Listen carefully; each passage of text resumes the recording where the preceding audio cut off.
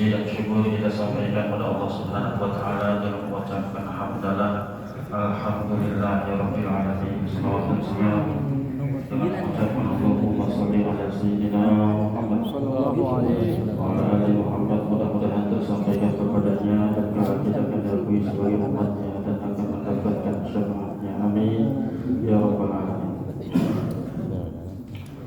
لا خبرتنا من المصطفى محمد صلى الله عليه وسلم وذريته ولحظة خير من الأنبياء والمرسلين وآله وصحبه الصالحين وآله العاملين والمصنفين المجاهدين في سبيل الله رب العالمين وخصوصا المؤلف هذا الكتاب السيد الإمام النووي بشار الله له الفاتحة. أعوذ بالله من الشيطان الرجيم. بسم الله الرحمن الرحيم. الحمد لله رب العالمين مالك يوم الدين. إياك نعبد وإياك نستعين صراط المستقيم صراط الذين أنعمت Yang saya hormati, yang saya taati orang tua kami, orang tua kita semua, Bapak Haji Sanusi, Matan Allah kita dihayati. Sama-sama kita hormati guru kita bersama, Bapak Kiai Haji Selamat Ma'arif. Mudah-mudahan senantiasa guru kita, orang tua kita selalu ada dalam lindungan Allah Subhanahu wa taala. Para asatidz yang hadir pada kesempatan yang berbahagia ini, tidak dapat saya sebutkan satu demi satu karena nanti kehabisan waktunya untuk absen. Intinya para asatidz guru-guru kita ini, kalau kita belajar fikih nanti akan menemukan bab tayamum. Di bab tayamum itu salah satu yang membatalkan tayamum adalah idza wujidal ma'u batalat tayamum. Kalau air telah ditemukan maka batallah tayamum. Para ustadz ini diumpamakan seperti air yang menyirami tanah dan pohon yang gersam. Maka saya tausiahnya jangan lama-lama, bakal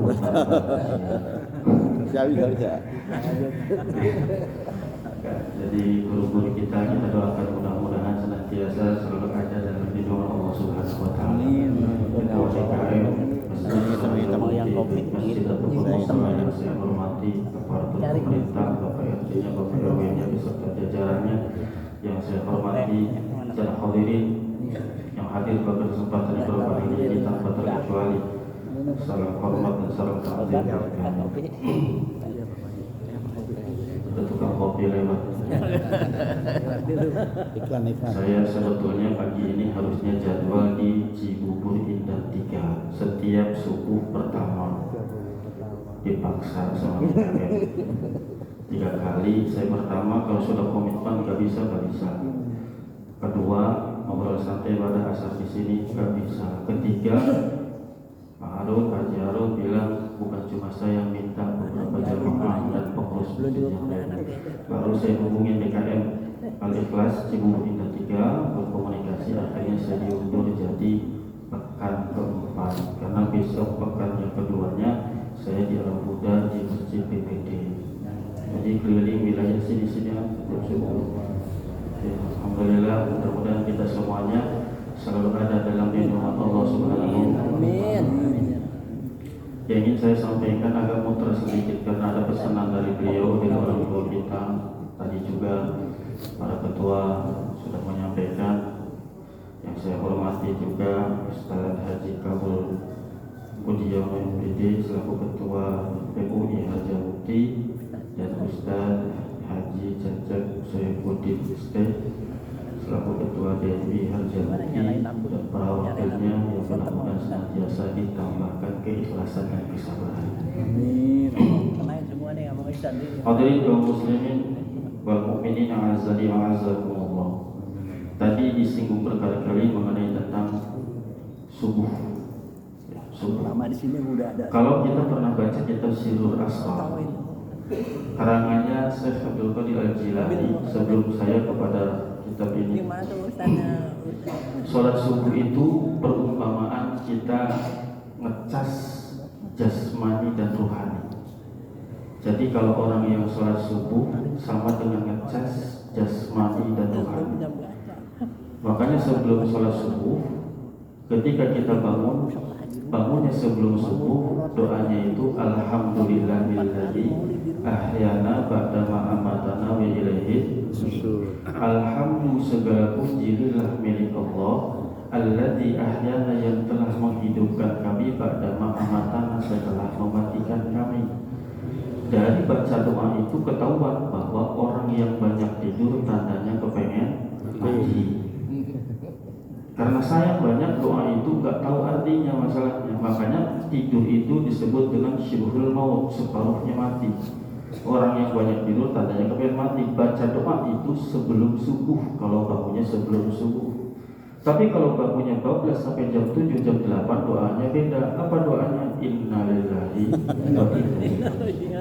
Musibah pertama ketika bangun subuh ternyata terlewat, maka siap-siap akan menerima musibah-musibah berikutnya dalam satu hari itu. Maka disunahkan oleh Nabi ketika kita berdoa di pagi hari, Allahumma bika asbahna, ya Allah, karena mula aku sampai di pagi hari, wa bika amsayna, dan karena mula aku akan sampai di sore hari nanti, wa bika nahya wa bika namut, dan karena mula aku hidup dan aku mati. Jadi kita berpasrah diri kepada Allah dari waktu subuh. Maka kalau dari waktu subuhnya lewat, ini bahaya buat kita. Ya, apa tadi? Jasmani rohani. Yang kedua, zuhur 4 rakaat. Zuhur itu kata saya Abdul Jailani dari penjuru 4, depan, belakang, kanan, kiri. Kalau orang yang rajin sholat zuhurnya, maka dia akan menentukan arah dan tujuan, cita-cita, harapan serta niatnya, mudah Allah ijabah. Syaratnya tepat waktu ketika zuhur. Yang ketiga, ketika asar 4 rakaat. Asar itu gambaran 2 tangan, 2 kaki. Maka orang yang sering tinggalin sholat asar, rata-rata penyakitnya ada di tangan dan di kaki. Yang ketiga, sholat maghrib itu 3 lubang, 2 lubang hidung, 1 lubang mulut. Sumber sihir itu datang. Maka orang tua dulu karena belum tahu dalil ngomong ke kita kalau waktu maghrib itu ya tutup pintu, nanti jin masuk. Nah, kita temukan ternyata di dalam kitab Nasaihul Ibad, ternyata jin yang datang waktu maghrib itu nama jinnya Ummu Sibyan. Bentuknya Ummu Sibyan itu seperti cicak, rambutnya panjang, nempelnya di tembok, yang sering digoda anak kecil dan ibu yang sedang hamil. Makanya kita tutup pintu. Jadi itu bukan budaya, itu Nabi yang menyampaikan. Sholat Isya 4 rakaat. Apa kita dengan 4 rakaat? 2 mata, 2 telinga. Ini yang menentukan hidup kita sukses. Wallahu akhrajakum min butuni ummahatikum la ta'lamuna syai'a wa ja'ala lakumus sam'a wal absara wal af'idah. Allah telah keluarkan kamu dari perut ibumu dalam keadaan la ta'lamuna syai'a, tidak mengetahui suatu apapun. Wa ja'ala lakumus sam'a wal absar, dan Allah jadikan telinga sebagai alat untuk mendengar, mata sebagai alat untuk melihat, dan hati sebagai alat untuk merasa. Kalau yang 3 panca indera ini kita gunakan dengan sebaik-baiknya, dipastikan kita sukses. Karena otak ini terisi dengan ilmu karena mata melihat, telinga mendengar yang disampaikan guru. Lalu hati merasakan nyesek apa enggak, cocok apa enggak. Hati merasakan masuk ke sini. Maka gunakan dengan sebaik-baiknya, jangan sampai mata kita maksiat, telinga kita maksiat, karena akan membuat ilmu yang ada di akal kita terkontaminasi dengan kemaksiatan. Al ilmu nurun wa nurullah la yuhdi 'anil ma'as. Ilmu itu cahaya, dan cahaya tidak akan pernah masuk kepada orang yang bermaksiat. Itu. Maka sholat 5 waktu yang kemarin di bulan Rajab kita dirikan, yang di bulan Rajab kita rayakan karena diturunkannya berita itu di bulan Rajab. Kita kan sering doa tuh di bulan Rajab. Sekarang masuk bulan Sya'ban tanggal 3. Nabi itu nangis kalau sudah masuk bulan Sya'ban. Doa kita terus di bulan Rajab. Allahumma barik lana fi Rajab wa Sya'ban wa balighna Ramadana wa hasilna qasidana. Ya Allah, berkahilah kami di bulan Rajab dan bulan Sya'ban. Ya Allah, jumpakanlah kami dengan bulan suci Ramadan. Amin dong. Telat. Amin. Ini sering amat, Pak. Ya, jadi kita doa waktu itu di bulan Rajab, masuk bulan Sya'ban, Nabi makin merenung, harap, cemas, senangnya apa? Doanya diijabah sudah melalui bulan Rajab. Cemasnya apa? boleh jadi Ahad ini kita terakhir, nanti besok Senin diumumin di sini nama saya wafat, nggak sampai di bulan suci Ramadan. Maka kalimat barokah itu adanya di bulan Rajab dan bulan Syaban, pas Ramadan hilang kalimat barokahnya. Kenapa? Karena sudah otomatis barokah, nggak usah diminta pun barokah. Maka kalau kita nggak persiapan dari bulan Rajab, terus dari bulan Syaban, apakah bisa kita mengikuti puasa di bulan suci Ramadan? Bisa, cuma ada. Karena istrinya puasa, ikut puasa. Karena tetangganya ikut sholat subuh, ikut sholat subuh. Karena tetangganya ikut jamaah subuh gabungan, ikut jamaah subuh gabungan. Itu bukan kualitas iman yang diinginkan oleh Allah dan Rasul. Yang diinginkan oleh Allah dan Rasul itu berangkat dari diri sendiri. Maka sholat subuh disebutnya dua kata. Satu disebut dengan sholat fajar, satu disebut dengan sholat subuh. Fajar itu artinya apa? Bisikan hidayah yang langsung ke dalam dada, ke dalam hati sanubari. Bukan fisikal, bukan. Kalau fisikal itu fajar, sedangkan kalau sholat fajar itu ke dalam hati. Sedangkan subuh itu lebih menunjukkan makna pagi. Kalau anak-anak santri misalkan bertanya itu kata sowah itu artinya adalah pagi. Tatanan kehidupan itu bergantung kepada pagi. Kalau paginya bagus, bagus. Tapi kalau paginya nggak bagus, ya enggak. Maka nggak ada satupun dari zaman dulu sampai akhir kiamat nanti orang sukses bangunnya siang, nggak ada. Orang sukses dunia akhirat itu bangunnya selalu pagi. Ya, maka dari itu kita sholat subuh gabungan. Terus kita lakukan dari masjid ke masjid, musola ke musola. Untuk mengokohkan salah satunya adalah yang di bulan Rajab perintah tentang sholat. Sholat 5 waktu wajib dikerjakan, subuh, zuhur, asar, maghrib, isya tepat waktu. Subuh 2 rakaat, zuhur 4 rakaat, asar 4 rakaat, maghrib 3, isya 4. Ini jangan sampai kayak gini nih. Subuh kesiangan, zuhur kelupaan, asar di perjalanan, sholat maghrib kecapean, sholat maghrib kecapean, sholat isya ketiduran. Jangan sampai. Dan ternyata sholat yang paling sulit itu adalah sholat subuh, justru untuk membedakan mana mukmin yang sejati, mana kebalikan dari mukmin disebut dengan munafik. Mudah sebetulnya. Maka untuk jadi seorang dai yang ustaz dan ustazah itu gak gampang. Kalau ini misalkan saya sedang berbicara gak sesuai dengan apa yang saya ada pada diri saya, ngebatin Pak, ngebatin itu. Tapi kalau sudah sesuai, oh iya sholat subuhnya si fulan rajin, pantas dia tausiah. Cek ke rumahnya, kira-kira dia suka ngimamin gak di masjid yang di depan rumahnya, di dekat rumahnya, suka ngajak enggak, seperti apa, bagaimana dengan istrinya, bagaimana dengan tetangganya, bagaimana di komunitas kerjanya, bagaimana di komunitas pergaulannya. Itu pengaruh Pak. Kalau hanya sekedar pidato, ceramah itu gampang, anak kuliah bisa semua. Tapi adakah kesesuaian antara ucapan dan perbuatan?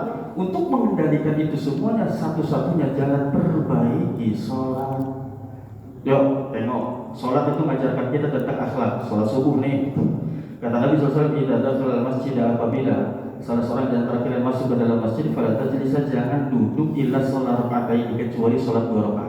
Kenapa kita datang ke masjid? Karena dipanggil oleh Allah. Muadzin menyampaikan, hayya 'alas shalah. Kita dipanggil. Saya dipanggil sama beliau sama Pak Haji. Saya datang, saya jaga adab dong. Allah manggil kita datang ke masjid, jaga adab, duduk, jangan ngobrolin dunia di dalam masjid, terus duduk, kita sholat dulu 2 rakaat. Kalau itu yang kita lakukan, jaga adab, akhlak kita meningkat. Tahu kan, auratnya laki-laki itu dari busur sampai lutut, tapi nggak pernah kita temukan orang di dalam masjid sholat pakai kaos dalam sama celana oblong, yang jauh penting tutup aurat, enggak. Karena nanti bakal ditanya, kok kepada Allah kamu pakainya celana dalam, kok ngadep RT rapi pakai batik. Allah cemburu, maka kita jaga adab. Ternyata perbaikin adab dan akhlak itu cuma bisa lewat jalan sholat. Allah zatnya tidak bisa kita lihat, akan tetapi rasa kita adanya Allah itu ada. Itulah namanya ihsan, an ta'budallaha ka'annaka tarahu fa in lam takun tarahu fa innahu yarak. Kita beribadah kepada Allah seolah kita melihat Allah. Kalaupun kita tidak merasakan melihat Allah, yakinkan diri kita bahwa Allah melihat kita.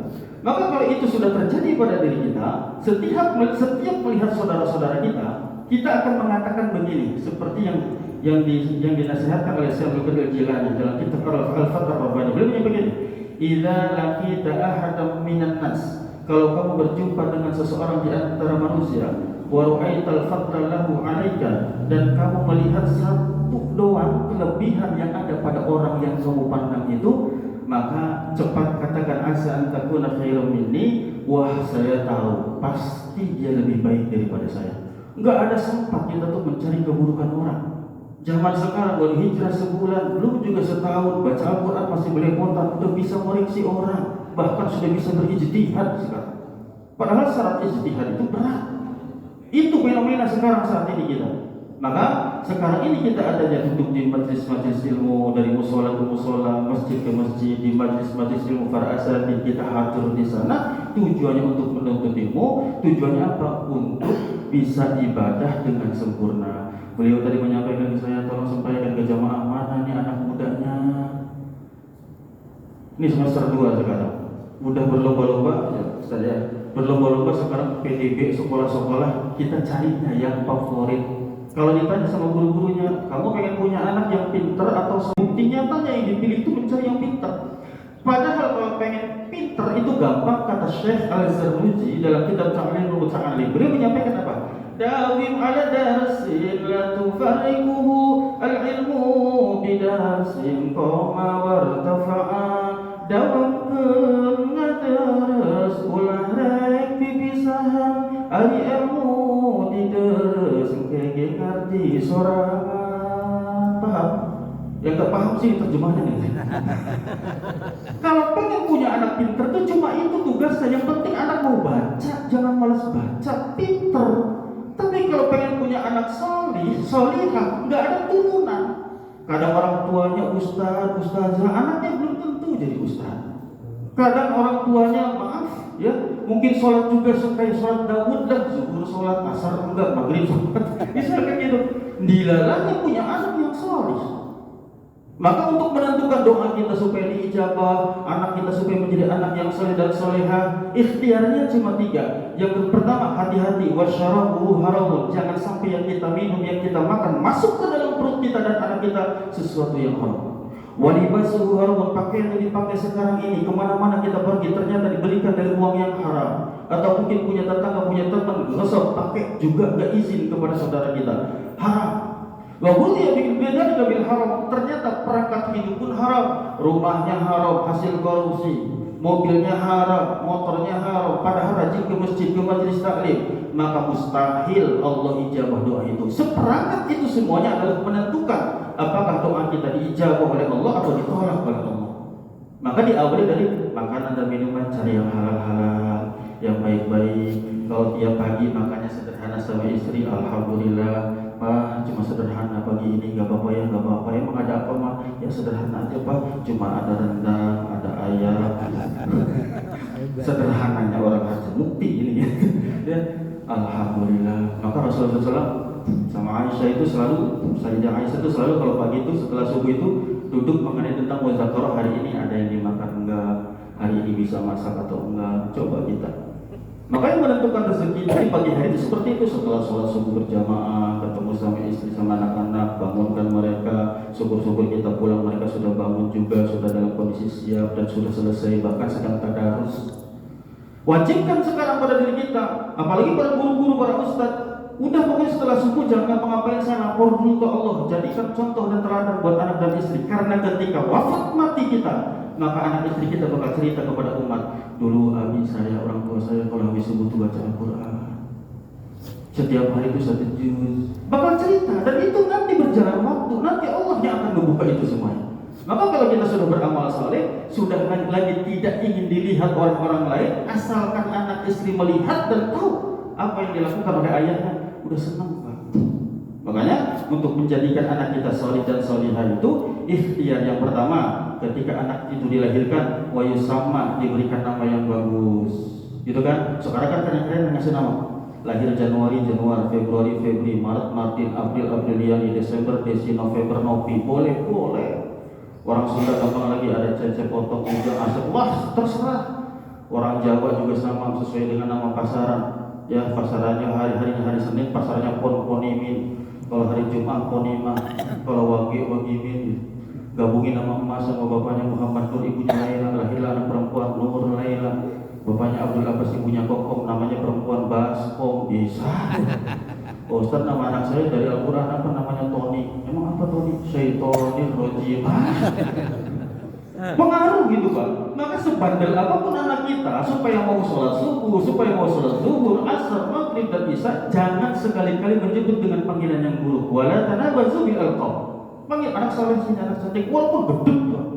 Panggil anak soleh karena ucapan orang tuanya, ayahnya dan ibunya adalah doa pertama. Ketika menyampaikan nama kepada si anak, itulah yang disebutkan. Yang kedua, akikoh. Akikoh itu adalah akad, memotong. Ya, bersifatnya disebut dengan akikoh. Sifat yang buruknya yang dipotong itu adalah ukuk. Apa itu? Durhaka. Ukuk, akikoh, akad, asal kata dari akad. Maka ikhtiar kita pertama itu, yuk akikoh kan anak kita. Saya belum ngomong Ustaz, cukup kita tanya. Ustaz cukup tanya, mohon maaf abang ngerokok nggak? Ngerokok berapa sehari? 30.000. Kok bisa? Abang ngerokok sehari bisa, sementara akikoh anak nggak bisa. Ini muhasabah, harus sampai ke sana. Sementara kita mementingkan diri kita, anak nggak ngerokok, istri nggak ngerokok, tetangga nggak ngerokok, kita ngerokok sendirian. Sementara untuk kepentingan pengennya punya anak yang soleh dan solihah, kok ternyata tidak berikhtiar dari pertama, dari awalnya. Kan kita kan ketika dikelilingan, ya Nabi salam alaika, dipotongkan rambut. Itu kan sebetulnya kan itu ibadah yang disebut dengan simbol. Rambut itu adalah mahkota. Ketika si anak ini sukses nanti dewasa, seolah ayahnya ngomong ini, nah kamu sekarang udah sukses, pangkatmu tinggi, kedudukanmu terhormat. Dulu kehormatanmu sudah pernah ayah potong, jangan sombong kan? Ayah pernah contohin kamu akikoh, dipotongkan untuk niat kamu. Ya, bisa ketika Allahumma ini akikoh tahada untuk bulan itu untuk anaknya, maka sekarang kamu sudah diajarkan sama ayah ketika punya rezeki seperti ayah itu, kamu berbagi sama tetangga, sama saudara kamu. Itu ibadah simbolis itu. Ketika dikelilingi itu, maka si ustaz ini ketika duduk seperti ketika bayi itu lewat, ya potong rambut, taruh rambutnya, doa Allahumma ij'alhu barran taqiyyan rasyidan aliman sahiran syakiran wa ambithu fil Islam nabasan hasanah. Allahumma, ya Allah, ambithu fil Islam, tumbuhkanlah dia dalam Islam. Allahumma ij'alhu barran, ya Allah, jadikanlah anak ini anak yang berbakti kepada kedua orang tuanya. Wa taqiyan, anak yang bertakwa, wa rasyidan, anak yang cerdas, wa aliman, anak yang alim, wa syakirun, anak yang pandai bersyukur, wa sabirun, anak yang sabar, wa ambithu fil Islam nabatan hasanah, dan tumbuhkanlah dia dalam badan Islam tumbuh dengan baik. Amin. Dicium keningnya. Kalau keliling bapak-bapak doanya apa kira-kira? Pak, jangan sampai nggak doa, minimalnya yang mulut gerakin aja udah, gitu ya. Sholawat. Ya Nabi salam alaika, itu minta doa itu. Orang tuanya lagi minta doa dari kita semuanya supaya anaknya dijadikan anak yang saleh dan salihah. Maka sekali lagi saya kembali ke awal bahwa untuk menjadikan anak kita yang saleh dan salihah itu nggak ada turunan, nggak bisa turunan. Kalau memang turunan, putranya Nabi Nuh itu solih, tapi buktinya enggak. Maka jangan terlalu pede kita orang yang bisa baca kitab, bisa baca Al-Quran, dipanggil ustaz, dipanggil ajudan. Enggak bangga, karena belum tentu anak sama seperti saya. Itu muhasabah. Tapi ayah anda semuanya yang mungkin sekarang kedudukannya bukan ustaz, jangan kecil hati, boleh jadi malah justru anak-anak ayah semuanya justru jadi ulama besar. Imam Ghazali itu putra siapa? Tukang jahit. Ya, maka dari itu optimis kita di dalam menyampaikan doa kepada Allah. Rabbana atina fid dunya hasanah wa fil akhirati hasanah wa qina adzabannar. Al-Baqarah 201 itu Rabbana atina fid dunya hasanah, aslinya itu rangkaian ibadah haji ditutup dengan doa itu sebetulnya. Maka di ibadah haji itu dibanyakin doa itu. Cuma ketika doa itu banyak ngeledek ke Allah, kita nggak sadar. Apa bukti ngeledek? Rabbana atina fid dunya hasanah, ya Allah karuniakanlah kepada kami kebahagiaan di dunia. Kerja nggak pernah, bangun pagi nggak mau, nanya sama orang nggak mau, disuruh sekolah malas, ngeledek namanya sama Allah. Ketika kita doa meminta kebahagiaan di dunia, konsekuensinya kodok dan kodarnya itu dijalankan. Misalkan takdir itu apa? Takdir itu gini. Ini cabai ini pedas. Ini namanya takdir. Saya makan cabai, saya kepedesan. Pak Haji nggak makan cabai, nggak kepedesan. Tapi takdir cabai tetap pedas, walaupun nasib kami berbeda. Itu namanya takdir dan nasib, bedanya di situ. Lalu apa bedanya kodok dan kodar? Kalau saya ingin menjadikan kodarullah, kayak sekarang saya, 7:30 saya tadi di Sawangan, sekarang ini. Maka qadarullahnya jangan langsung saya katakan saya pasti udah sampai sana. Gak bisa, Allah punya kuasa. Maka yang penting qadanya saya jalankan, qadarullah sampai di sana sudah pasti kita dapatkan. Sekalipun tidak didapatkan qadarullah itu, maka kemuliaan itu jauh lebih baik di sisi Allah ketimbang dipuji oleh manusia. Apa itu? Perjalanan, ikutin takdir Allah. Maka ketika kita bangun pagi itu sebetulnya sudah siap dengan segala qada dan qadarnya Allah. Orang yang bangunnya siang gak siap dia. Gak siap, maka ayo Pak, ya istri kita ajak ibadah, jangan sendiri yang ibadah. Anak kita juga ajak ibadah, tapi ingat ya, ketika kata Nabi SAW menyampaikan ini hadis Aisyah radhiyallahu anha, muru auladakum bis salati idza balaga sab'a sinin. Perintahkan anak-anakmu untuk mendirikan salat ketika berusia 7 tahun. Wa idza ashra sinin, ketika usia 10 tahun belum juga mau salat, fadribu, pukulan dia. Darbun ghairu mudharrih, pukulan yang tanpa bekas. Bukan pukulan fisik, bukan pakai nyerek ini, bukan. Darbun ghairu mudharrih itu artinya dengan nasihat dan teladan. Apalagi zaman kita dulu, alhamdulillah ya, pakai dulu kita di waktu itu semua orang tua udah kabur, anak sekarang kita ngomeli balik ngomel. Maka ini jauh lebih berbahaya kondisi sekarang ini kalau ternyata orang tuanya, terutama ayahnya, nggak bisa jadi teladan di dalam rumah tangganya sendiri. Yang kedua, Rabbana atina fid dunya hasanah, yang kedua fil akhirati hasanah wa qina adzabannar. Ya Allah, karuniakan kepada kami kebahagiaan di akhirat. Sholat nggak mau, silaturahim nggak mau, akur sama tetangga nggak mau, tegur sapa nggak mau. Yang ada merasa pintar sendiri, merasa alim sendiri, merasa kaya sendiri, merasa. Meledek doanya berarti ke Allah. Tidak sesuai, menginginkan kebahagiaan di akhirat, ternyata tidak sesuai dengan hajatnya akhirat. Kalimat belakangnya, wa qina adzabannar. Ya Allah, pelihara kami dari siksa api neraka. Ini antar buat apa nih? Di awal minta kebahagiaan dunia, yang kedua minta kebahagiaan akhirat, kok dikaitkan dengan neraka? Itu pertanda, kata ulama, neraka itu ada di dunia dan ada di akhirat. Gambarannya apa? Kalau kita punya masalah, kata Imam Ghazali kan gini, kalau andaikan kita disuruh ukur lautan dan dalamnya lautan dan dalamnya hati, pilih mau ukur yang mana? Kata muridnya, mendingan lautan, ada ukurannya, ada dasarnya. Kata Imam Ghazali, kenapa kamu enggak mengukur hati yang cuma 1 jengkal dari dagu ini? Enggak tahu hati orang, enggak tahu pikiran orang. Kata Imam Ghazali, kalau kamu ingin tahu hati orang, cukup lihat wajahnya. Wajah orang yang jatuh cinta itu beda dengan orang yang punya banyak masalah. Cukup dari wajah. Maka di TK diajarkan tawassamuka fi wajhi akhika sadaqah. Senyum pada wajahmu itu adalah sedekah. Semakin kita banyak senyum, semakin kita ceria kepada sesama kita, sulit orang lain bakal suzon sama kita. Yang ada enak ya, jadi dia ya bahagia banget kayaknya. Coba setiap hari kita kurung aja. Ini orang jalan kok kayak gitu amat ya, kayaknya bebannya banyak banget. Itu jadi doa. Orang yang tidak diminta doanya dan dia mendoakan itu mustajab di hati makanya. Ya, maka setiap orang ya kita senyum, assalamualaikum, waalaikumsalam, senyum, gimana kabar? Jangan sampai kita memiliki wajah yang kurang, yang mesem, yang benci, penuh dengan dendam kepada orang tua dan gak ada untungnya sama sekali. Gitu ya. Maka amalan-amalan sholat ini yang bisa merubah itu semuanya menjadi pribadi yang lebih baik. Ingat, kalau sholatnya baik, yang lainnya sholat. Yuk kita jaga khusyuk. Dengan saya tutup tausiah pagi ini. Yang pertama, ketika sholat ingin diterima oleh Allah Subhanahu Wa Taala, jaga sebelum sholatnya. Pakaiannya dijaga, wudunya dijaga, sah-sah sholatnya yang dilakukan itu dijaga baik-baik. Masuk ke dalam sholat, rukun sholatnya dipahami yang 17, lalu yang membatalkan sholat pun dipahami. Ada rukun qauli, ada rukun fi'li, itu dipahami. Kita akan berhati-hati di sana. Lalu setelah itu bukan cuma 2 ini aja orang khusyuk di luar sholat. Kalau ternyata ada orang yang sholat masih dilakukan maksiat, masih dilakukan mabuk, masih dilakukan mencuri, masih dilakukan ngomong kasar sama istri, masih dilakukan, cukup perbaiki sholat. Karena sholatnya yang lebih baik dan terus menjadi lebih baik dan kemungkinan diterimanya lebih besar, 3 ini dia akan dijaga dengan sebaik-baiknya. Sebelum sholat, di dalam sholat, di luar sholat, alias setelah sholat. Ya, ini yang disebut dengan inna sholata tanha 'anil fahsya'i wal munkar. Kalimatnya itu pertengahan. kalimat awalnya itu utlu ma uhiya ilaika minal kitab wa aqimis shalah innas salata tanha 'anil fahsya'i wal munkar. Itu kalimat pertamanya itu utlu, asal kata dari tilawah, baca dulu, telaah dulu, teliti dulu, baru paham, yuk lakukan. Maka segala sesuatu dalam ilmu pengetahuan itu gak boleh kita ngarang-ngarang. Pelajaran ngarang cuma ada di pelajaran bahasa Indonesia. Pelajaran agama gak ada pelajaran.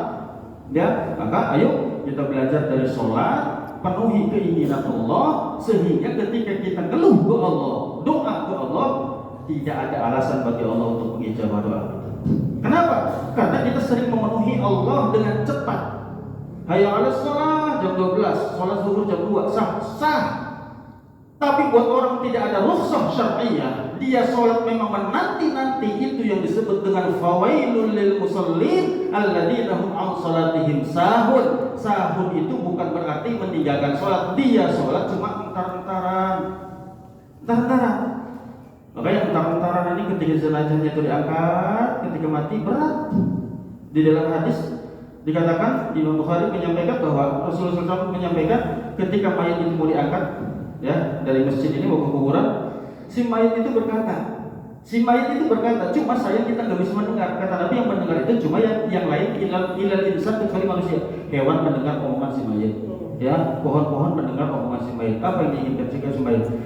Celakalah jasadku,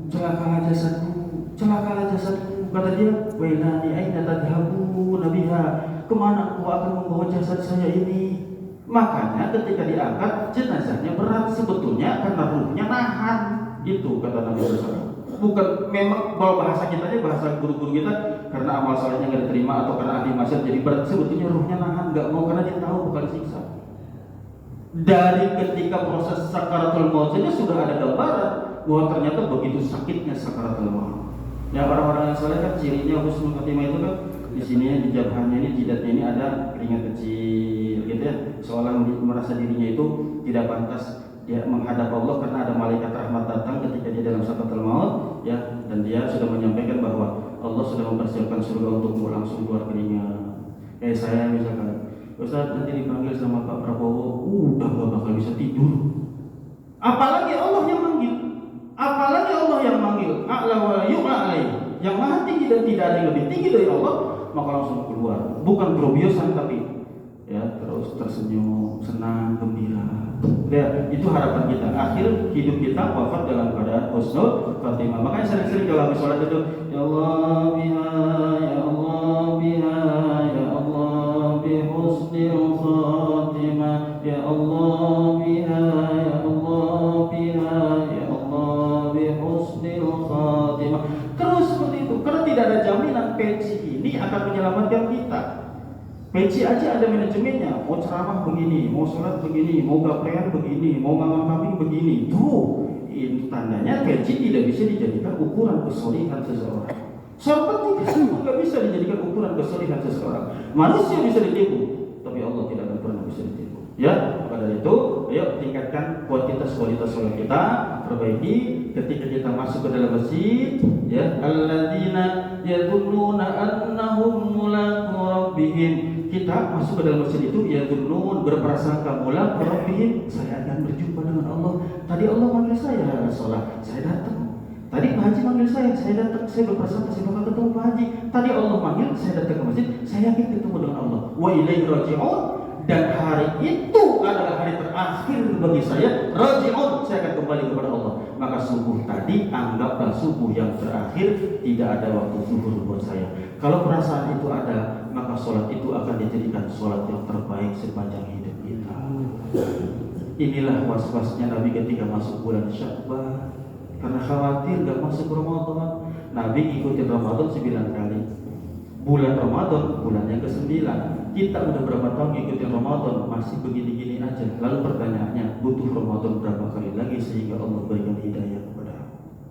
Butuh berapa tahun lagi kita Ramadan? Hidup butuh berapa tahun lagi? Amalan Ramadan, subuh pada bangun semua, bangun ramai, sholat subuh, gitu ya. Zuhur jam 11 udah pada di masjid, walaupun niatnya jadi AC, gitu ya. Ramadan jam 11, asar juga sama, maghrib ditungguin, repot tuh, rebutan semuanya, maghrib ditungguin. Tapi berlalu Ramadan dikumandangkan kalimatnya apa? Tahu-tahu udah maghrib ya, gak terasa, cepat amat. Kalimat itu seolah tidak suka datangnya maghrib. Datang waktu sholat isya ditungguin, bahkan di sini di Masjid Baitur Rahman banyak makhluk gaib sebelum isya. Sejadah itu pas Ramadan banyak sejarahnya juga, tapi orangnya nggak ada. Udah pesen lapak gitu. Hebatnya Ramadan. Bisa nggak pribadi kita seperti Ramadan masuk ke dalam satu komunitas ahli maksiat menjadi ahli ibadah, sebab kita masuk ke dalam komunitas itu. Ramadan masuk di tengah-tengah kita semuanya, sekalipun orang itu ahli maksiat. Ramadan datang, bulan Ramadan datang, marhaban ya Ramadan, maka orang maksiat pun geser. Yang makan di warteg pun kelihatan cuma kakinya doang, mirip kayak jin. Ya, nah, ya pada geser semua maksiat tuh. Walaupun mungkin ada maksiat tapi ngumpet, itulah hebatnya Ramadan. Maka jadikan diri kita sekarang ketika melawan orang sudah tidak zamannya lagi mengeluarkan golok, enggak, tapi kita keluarkan akhlakul karimah dengan tutur kata yang baik, akhlak yang baik, perilaku yang baik. Jangan merasa diri paling baik daripada orang lain, maka jadilah pribadi yang selalu berusaha untuk menjadi yang lebih baik lagi. Amin. Ya rabbal alamin. Mungkin itu saja yang dapat saya sampaikan. Insyaallah ya ini saya silaturahim saja kepada guru-guru, kepada orang tua saya di sini. Dan mudah-mudahan kita semuanya selalu ada dalam lindungan Allah Subhanahu wa taala. A'udzubillahi minasyaitonir rajim. Bismillahirrahmanirrahim. Alhamdulillahirabbil alamin. Ya Rabbana wa bihamdika astaghfiruka wa atubu ilaik.